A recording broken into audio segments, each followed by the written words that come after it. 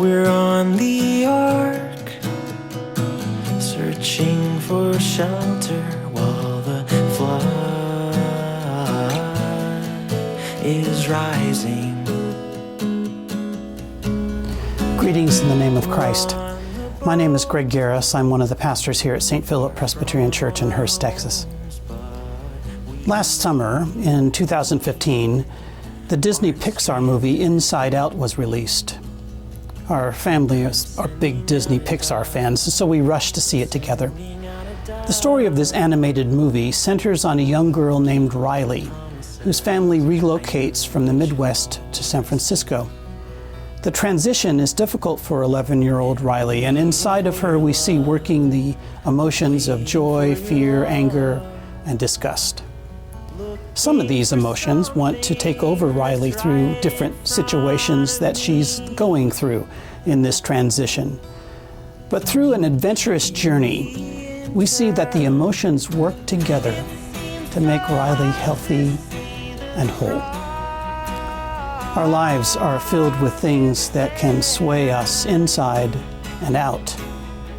And in this passage that I'm wrestling with this week, we find that the Apostle Paul is writing to the Philippians. He's concerned for his beloved friends in this church in Philippi.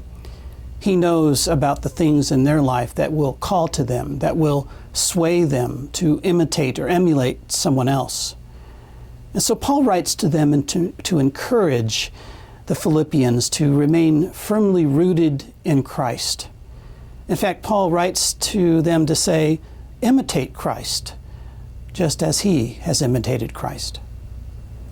Paul knows that his beloved friends in that Philippian church may be diverted away from Christ. And so he writes a letter of encouragement and love. In this season of Lent, and in all seasons, we are to follow Christ, imitate him in all that we say and do. And when we imitate Jesus, we can find that we are transformed inside and out, and that people can tell the difference in us by how we live, what we say, and what we do. I reread this week a portion of a letter that was written in the 2nd century. It was written about Christians. It was written to Diogenes, and in the letter it describes the Christians of that time as citizens. They share in all things with others and yet endure all things as if foreigners. Every foreign land is to them as their native country, and every land of their birth is a land of strangers. They marry, as do all others. They have children, but they do not destroy their offspring. They have a common table, but not a common bed.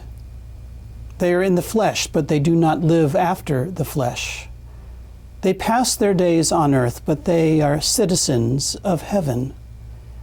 They obey the prescribed laws, and at the same time surpass the laws by their lives. They love all, and are persecuted by all.